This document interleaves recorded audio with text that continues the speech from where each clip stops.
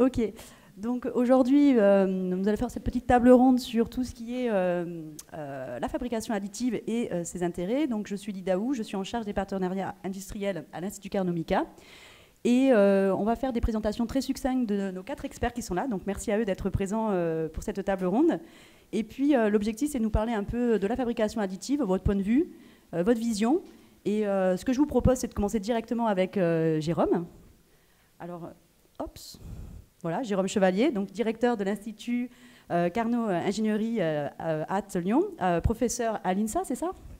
Et donc l'idée, c'est vraiment de nous présenter qu'est-ce que sont que les matériaux de demain et les matériaux imprimés 4D, adaptables ou non. La question est là, quoi. Je te laisse la main. Merci beaucoup. Je vais prendre, je vais prendre la télécommande. Et donc, je vais rentrer dans le vif du sujet parce qu'on a tous un temps limité. Donc, voilà, l'idée, c'est de vous dresser un petit peu le contexte et les problématiques quand on parle d'impression 4D, de fabrication additive, puis d'évolution d'un matériau dans le temps. Donc, je vais peut-être commencer par dire que l'Institut Carnot Ingénierie à Lyon, mais c'est aussi le propre de beaucoup d'instituts Carnot, travaille dans le domaine de l'ingénierie et dans le domaine des enjeux sociétaux qui sont le transport, l'énergie, le bâtiment, ça peut être aussi la santé. Et quand on regarde dans ces domaines-là, il y a plusieurs problématiques qui reviennent. Et finalement, les enjeux sont aussi, par exemple, très fortement liés à l'allègement des structures. Ça peut être aussi l'allongement de la durée de vie. Quand on regarde, on a de plus en plus besoin de structures qui sont adaptatives et évolutives. Et on a par exemple besoin de résistance au choc, de résistance aux vibrations, mais on a besoin de résistance à des vibrations dans des domaines de fréquences qui sont un peu particulières. Donc on a vraiment besoin de ça. On a aussi besoin, on voit de plus en plus d'intégration d'électronique dans les dispositifs. Donc on travaille par exemple sur la cératronique ou sur la plastronique. On va essayer de faire de l'impression 3D où on va intégrer des circuits par exemple. Et donc là on peut commencer à avoir avec cette intégration des nouveaux comportements. Dans tous les enjeux que j'ai cités, voilà, enfin, je ne vais pas les redire, la ville, le transport, l'énergie, etc. Donc on a aussi des problématiques de confort et de sécurité. Et donc ça aussi c'est quelque chose qui est prégnant. Donc on est passé de systèmes qui étaient passifs ou bien où on va intégrer extérieurement de l'électronique à des systèmes qui sont adaptatifs et passifs. Donc comment on peut modifier le comportement des matériaux? Et finalement je vais parler de 3D puis de matériaux adaptatifs. On peut commencer par modifier l'architecture. Et on sait tous bien, en fait, quand on regarde, par exemple, le carton, c'est un exemple un peu magique où, à partir d'un matériau qui n'est pas du tout rigide, on arrive à faire une structure qui résiste mécaniquement. Voilà, les nids d'abeilles sont très connus par les ingénieurs. Les structures gyroïdes, par exemple, nous permettent de faire de la croissance osseuse dirigée et qui est bien plus effective que si j'ai une porosité toute simple. Donc on va essayer d'architecturer la matière pour la rendre encore plus efficace. Aujourd'hui on parle aussi des matériaux avec un comportement oxétique. Donc oxétique, en gros, vous le comprimez dans un sens, il se rétracte dans tous les sens. Donc ça c'est marrant à voir. L'intérêt c'est qu'on peut par exemple stocker de l'énergie et ensuite la restituer. On a aussi des matériaux qui, grâce à ces aspects-là, sont très résistants au choc. Voilà, donc architecturer tout ça, ça peut se faire avec la fabrication additive, bien évidemment. Les collègues parleront plus précisément certainement de certaines techniques, donc je vais leur laisser présenter différentes techniques très intéressantes. Quand on fait ça, par exemple, là vous avez à gauche une structure qui a une structure chirale, c'est-à-dire qu'elle est asymétrique, elle est oxétique, et c'est intéressant parce qu'on arrive à diffuser les vibrations et à avoir quelque chose qui absorbe l'énergie malgré des petites épaisseurs. Et puis à droite, vous avez une petite vidéo qui montre une structure où on voit que l'architecture, elle évolue de gauche vers la droite. Et ça nous permet aussi de diffuser l'énergie. Donc, architecturer le matériau, ça peut être aussi de faire varier intrinsèquement les propriétés des matériaux. Donc, à gauche, là, vous avez une céramique et vous avez une entaille sur cette céramique. Vous voyez une espèce de grosse zone, ça ressemble à une zone plastique. Enfin, ce n'est pas une zone plastique comme dans les matériaux métalliques, mais c'est une zone qui se transforme sous contrainte. Donc lors d'un choc, vous avez le matériau qui se transforme, c'est une transformation martensitique qui est très rapide, et du coup vous avez une céramique qui est ductile, un peu comme un matériau métallique, tout en ayant certains intérêts très importants des matériaux céramiques. Et puis ce qui est important dans beaucoup de cas, pas dans tous, mais dans beaucoup de cas, c'est la réversibilité. Et là vous faites un petit chauffage et vous récupérez la céramique entre guillemets neuve après choc, donc ça peut avoir pas mal d'implications dans la balistique, mais aussi dans la vie courante. Au milieu, vous avez une structure où par diélectrophorèse, on arrive à aligner des particules qui sont piézoélectriques dans un matériau élastomère qui a été fabriqué en multicouche en impression 3D. Et donc sous champ, on voit progressivement dans la petite vidéo que ces particules s'alignent, ce qui fait qu'on a une modification des propriétés piézoélectriques du matériau, j'allais dire in situ, à volonté. Et puis à droite, vous avez un matériau qui fait du self-healing. Alors au-delà de l'intérêt du self-healing, vous le connaissez tous, hein, donc de l'auto-réparation. Quand on parle de la fabrication additive, là de nouveau, ce que l'on peut imaginer, c'est faire la fabrication additive. On a des petites particules magnétiques à l'intérieur du matériau et ça permet de chauffer localement, notamment en surface, et de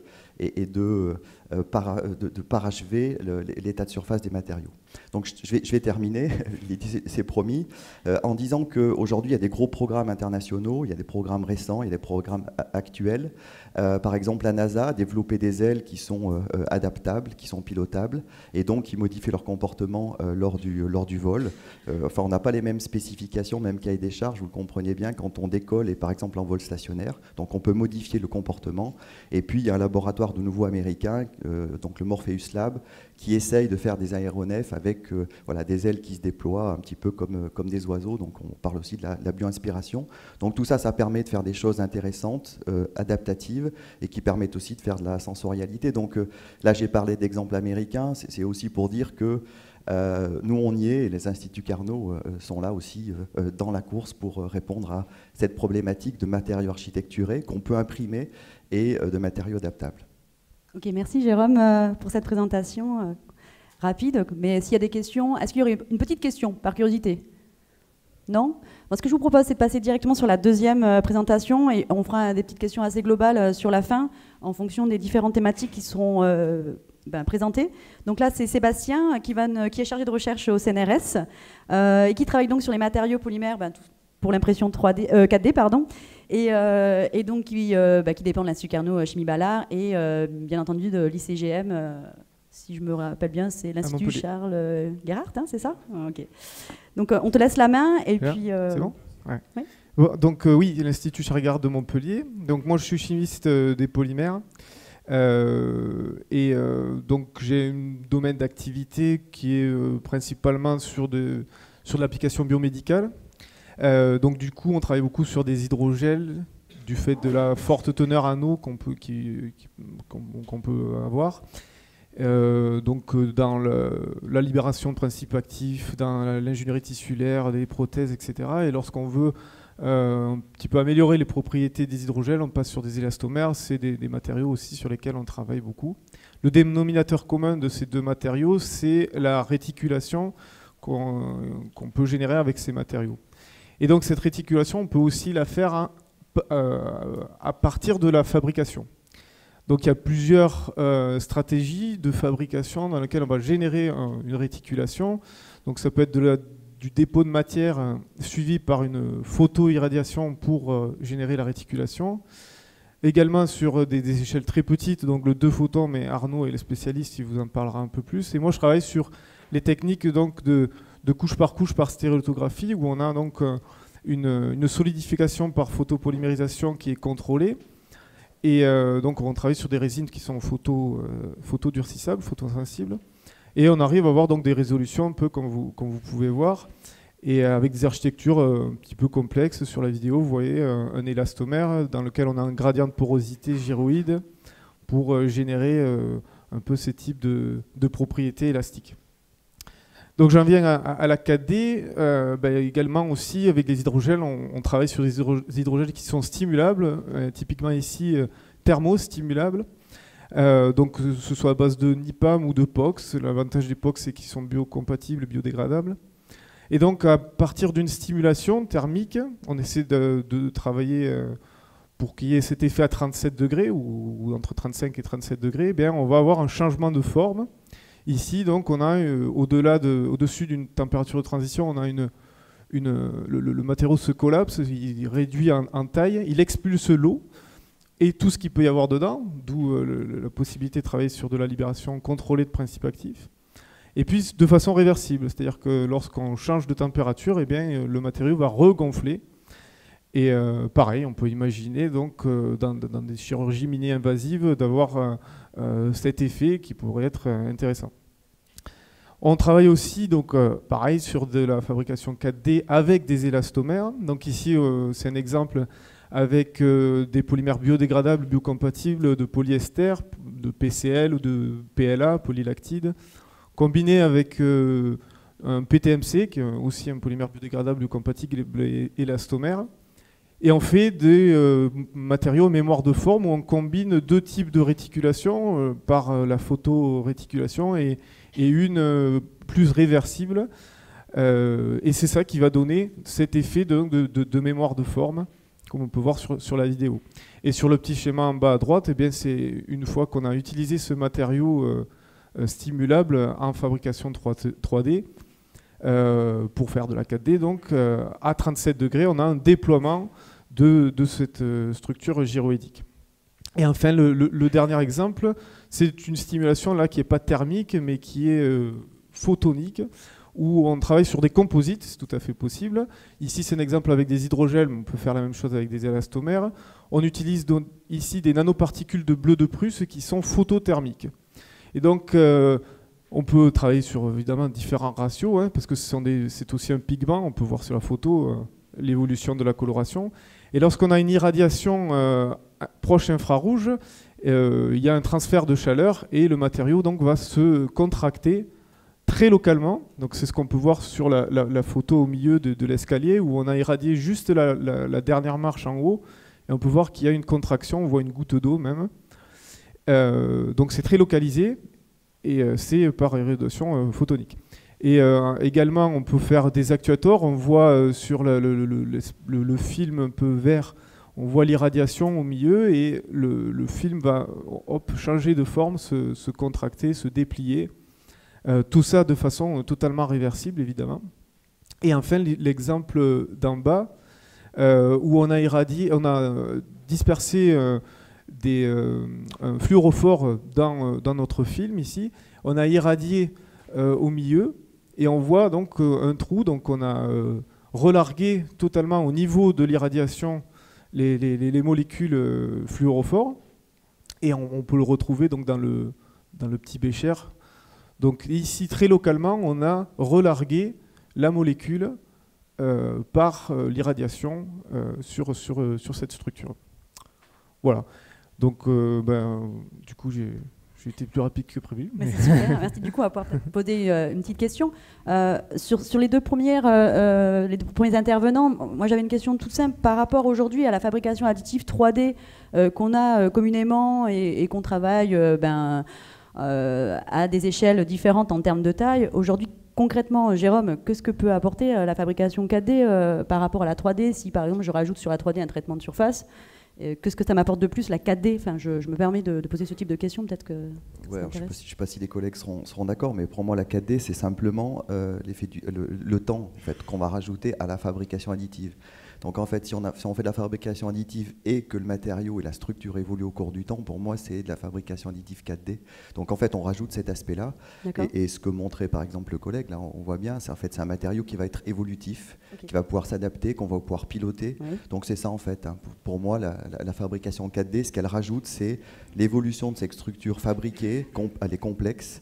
Elle est complexe en forme, elle est complexe en géométrie, et donc elle va pouvoir aussi s'adapter au cours du temps, on va pouvoir la piloter. Je pense qu'on va de nouveau insister après aussi sur la réversibilité, c'est-à-dire qu'on va pouvoir fermer quelque chose, l'ouvrir, et c'est ça en fait l'impression 4D pour moi. En fait. D'accord, ok, merci Jérôme. Et ta vision à toi, Sébastien, parce que du coup, tu nous as parlé beaucoup de la partie domaine médical, mais est-elle adaptable à d'autres domaines? Tout à fait, oui, tout à fait. Alors c'est vrai que la 4D dans le domaine biomédical, quand même particulièrement prometteuse dans le contrôle de la libération de principes actifs, dans la chirurgie mini-invasive, l'accessibilité à des zones qui sont chirurgicalement difficiles à atteindre.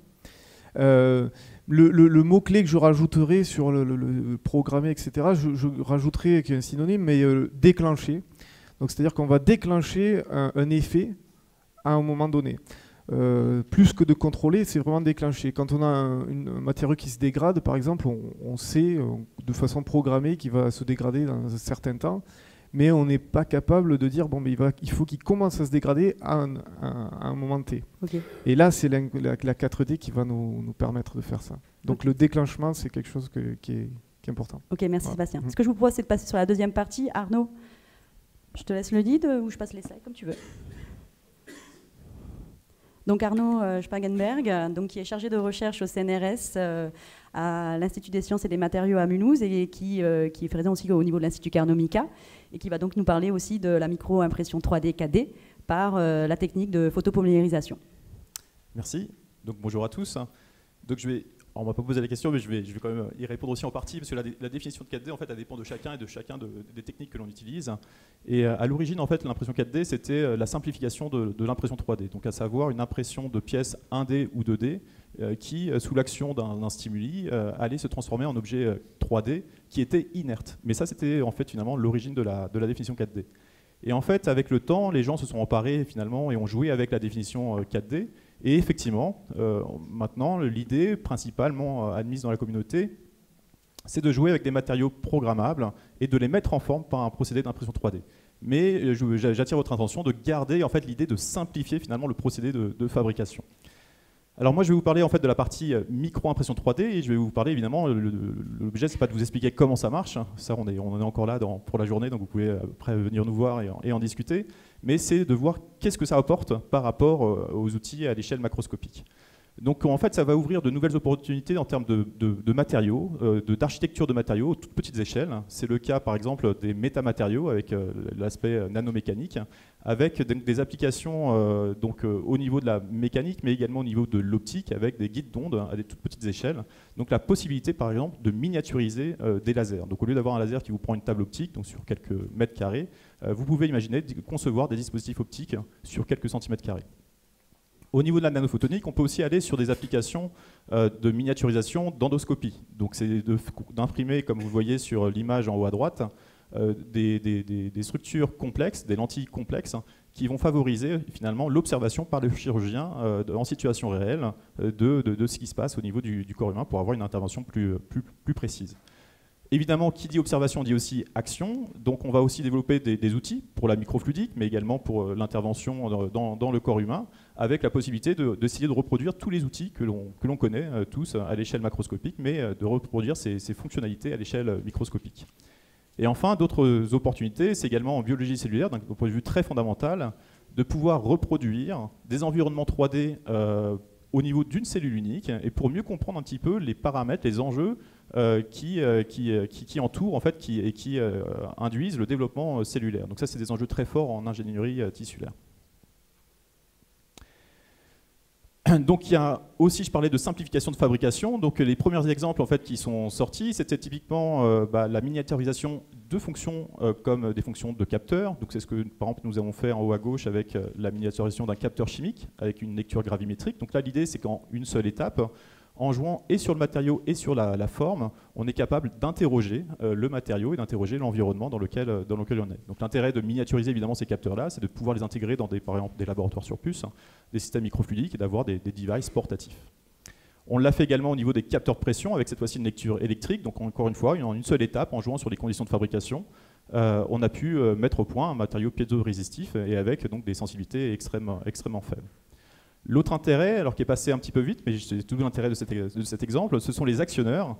Donc c'est l'image en bas à gauche. Donc le fait de passer à l'échelle micrométrique, vous allez réduire les distances de diffusion, et vous avez vu que tous les exemples qu'on vous a montrés jusqu'à présent au niveau de la 4D sont relativement lents du fait de ces échelles de diffusion, de solvant, de température, etc. Le fait de réduire la distance de diffusion, forcément, va vous permettre d'accélérer ces actionneurs. Donc vous n'avez peut-être pas fait attention, mais en fait, ça vous permet d'avoir un actionnement sur quelques millisecondes. Et enfin, le dernier exemple ici, c'est sur la nanomédecine, donc fait par des collègues en Allemagne, où l'idée, ça va être de faire une micro-hélice magnétisable qui va venir piéger un spermatozoïde et qui va emmener le spermatozoïde au niveau donc, de l'ovocyte pour faire de la fécondation in vitro. Donc là, ici, on est également, t'en parlais tout à l'heure Sébastien, sur la chirurgie mini-invasive. Donc, d'autres travaux donc, en cours sur lesquels on travaille, c'est par exemple l'obtention de capteurs colorimétriques mais miniaturisés, avec un actionnement par la température, mais également par l'humidité ou par le pH, avec, comme vous pouvez le voir, donc, la reproduction de différents changements de couleurs qui correspondent donc, au logo de mon laboratoire de rattachement. Vous pouvez évidemment jouer sur ce type de matériau-là aussi pour cacher des messages à des petites échelles et les révéler ici par une activation thermique, comme le 4 pour l'aspect 4D. Et enfin, vous pouvez également jouer sur en chirurgie, je parlais de nano-outils, donc reproduire des mouvements d'ouverture et de fermeture, donc réversiblement contrôlés ici par la température, pour avoir la possibilité de manipuler la matière aux petites échelles. Un aspect très important à ces échelles-là, c'est de pouvoir réussir à observer finalement la déformation et à suivre notre objet. Et donc un des aspects sur lesquels aussi on travaille beaucoup, c'est justement ces aspects de couleur pour faciliter le suivi de l'ouverture et fermeture, par exemple, de ces objets-là, et pour avoir également donc, un contrôle de la pression visuelle qui peut être exercée à ces échelles-là. Et donc aujourd'hui, on travaille, donc là c'est une version donc, contrôlée par la température, mais on travaille aujourd'hui sur une version qui sera contrôlée par la lumière. Et dernier slide, c'est sur la partie, donc sur un exemple justement pour dire où on va en termes d'application. Donc j'ai repris justement ce fameux grappin à base de matériaux programmables, programmables donc avec il faut bien comprendre que chaque élément de l'objet a une réponse différente. Donc ici on a un grappin qui est symétrique, mais on peut faire tourner l'objet, donc on peut aussi visser des objets à ces échelles-là. Et comme vous pouvez le voir sur la petite vidéo, vous allez avoir la possibilité d'ouvrir et de fermer en quelques dizaines de secondes finalement l'objet. Alors ça c'est activé thermiquement. L'idée c'est de réussir à l'intégrer donc avec des structures plus compliquées comme on a commencé à le faire en bas à gauche pour avoir en fait des déformations, des twists plus intéressantes et avec plus d'amplitude et également de les intégrer en bout de fibre optique pour pouvoir avoir à la fin un device fonctionnel. Donc c'est pour ça que j'ai intitulé cette partie-là, donc de la partie matériaux programmables jusqu'à la partie l'obtention de dispositifs fonctionnels. Voilà un petit peu les enjeux. Et évidemment, un des derniers enjeux, et ça fera le lien justement avec la présentation d'avant, c'est évidemment de rendre ces matériaux biocompatibles, voire biodégradables, si jamais l'outil se casse dans le corps humain. Voilà. Merci Arnaud pour cette présentation succincte. Ce que je propose, c'est de passer directement la main à Samuel et on vous posera des questions du coup ensuite sur les différentes possibilités qu'on a avec la 4D. Donc Samuel Kenzari, tu es responsable de l'équipe de recherche technologie, matériaux et procédés additifs et ingénieur de recherche au CNRS. Non. Et donc tant que tu vas nous parler sur la fabrication additive, tu dépends de l'Institut Carnot ICL, c'est ça, et tu es à l'Institut Jean Lamour. C'est ça. D'accord. Je te laisse la main et puis nous dire ce que tu peux nous faire une présentation sur ta 4D, ta vision. Bonjour à tous. Oui, donc moi, en termes de définition de la 4D, j'ai pas eu la question, mais je reprends l'historique un petit peu. Donc, bien, il a fallu une trentaine d'années finalement pour avoir ce concept-là de mobilité de pièces entre une impression 3D passive telle qu'elle a été inventée en 84. Petit clin d'œil à notre collègue du CNRS, Jean-Claude André, donc, qui est à Nancy. Et donc, fabrication additive passive, on fait un objet et ça permet de faire une pièce d'étagère ou un prototype de forme. Et en 2013, le MIT était arrivé avec ce concept où un objet apparemment passif, lorsqu'il était chauffé, s'animait tout seul et donc permettait d'écrire là sur cet exemple-là MIT. Et donc ensuite, finalement, l'impression 4D, c'est ça, c'est au cours de temps, comment faire changer de forme, de fonction, de manière réversible, de préférence, moi c'est ce que je cherche à avoir, au cours du temps. Et donc, finalement, cette technologie-là, c'est pas encore vraiment pour aujourd'hui, hein, c'est en développement. L'impression 3D, c'est déjà très avancé, il y a déjà pas mal de matériaux, mais tous les matériaux ne sont pas disponibles. Et alors je fais un petit clin d'œil aussi à la contrefaçon. Il faut quand même se méfier de la contrefaçon, surtout sur les pièces critiques, parce que finalement, les technologies d'impression 3D, si on en dispose, eh ben, ça permet de répliquer des objets. Donc il faut quand même aussi faire attention à ça et être conscient qu'on peut être contrefait. Et à la différence de l'impression 3D, l'impression 4D, elle est plutôt en développement, hein, c'est les présentations d'avant et celles que je fais en attestent aussi. Et il y a vraiment cette notion d'auto-adaptabilité, d'auto-organisation et puis de mouvement et d'évolution de fonction au cours du temps. Donc ça ouvre évidemment beaucoup de perspectives pour le futur. Alors, nous, on s'est intéressé à un effet rapide tel que le magnétisme, les matériaux magnétiques. On a tous joué avec des magnétes sur les frigos, etc. Et on sait qu'en fonction d'un objet magnétisé, qui soit pôle nord ou pôle sud, avec un aimant à l'opposé, on va s'amuser à le faire bouger, déplacer, et c'est rapide, on a la réponse tout de suite. Et donc, on s'est dit, finalement, comment adapter finalement des matériaux magnétiques imprimables en 3D, mais pour que l'objet imprimé devienne un aimant permanent. Et donc, c'est ce qu'on a réussi à faire, et on a transféré ça dans une entreprise en Alsace, et donc vous voyez les premières bobines qui seront commercialisées prochainement, normalement, et un papillon qu'on active comme ça avec un aimant, et les ailes sont multi-orientées, donc c'est-à-dire qu'on a une aile nord, une aile sud, et finalement avec un aimant, on arrive à faire battre les ailes. Donc c'est du temps réel, on voit bien l'instantanéité des objets. Un autre exemple, c'est à gauche, c'est comment allumer une lumière, donc se servir d'un dispositif 4D. L'intégralité est imprimée en 3D multimatériaux, donc il y a matériaux isolants, matériaux conducteurs et matériaux magnétiques orientés. Et on s'amuse comme ça à faire soit un mode interrupteur, soit un mode bouton poussoir. Vous avez dû voir, simplement en approchant, on pouvait allumer, ou alors en retournant l'aimant, on peut laisser la lumière allumée. Donc ça, c'est vraiment le mode actionneur dans un objet imprimé en 3D dans lequel on a fait de l'orientation magnétique. Et puis après, en fonction de la distance du champ magnétique, vous avez vu à droite, on peut éclairer plus ou moins le niveau de LED. On a appelé ça un magnétomètre, mais ce n'est pas un magnétomètre. Et enfin, un autre exemple, on est allé un peu plus loin, on est allé vers le frittage laser sélectif. Donc là, cette fois-ci, ce n'est pas de l'impression 3D à base de fils, mais c'est de l'impression 3D à partir de technologies de frittage de poudre de polymère. Et donc là, vous voyez, chaque patte de cette pince, finalement, est orientée magnétiquement. Et on peut, en fonction des pôles, l'ouvrir, la fermer, ou alors contrôler comment elle prend sa forme selon le champ magnétique. Et puis on allait un peu plus loin encore, donc je ne le montre pas ici, où on a adapté en fait des bases silicone. Alors on a publié une vidéo récemment où on peut vraiment, il y a encore plus de souplesse et on peut vraiment contrôler les mouvements d'un objet par effet magnétique et avec une réponse réversible et instantanée. Donc voilà, je crois que je suis pas mal. Merci Samuel. Je reprends juste tes mots, tu m'as dit la fabrication additive 4D, c'est pas aujourd'hui, mais là concrètement aujourd'hui tu nous montres qu'il y a même des choses qui se font et il y a des entreprises qui développent du coup de la fabrication 4D.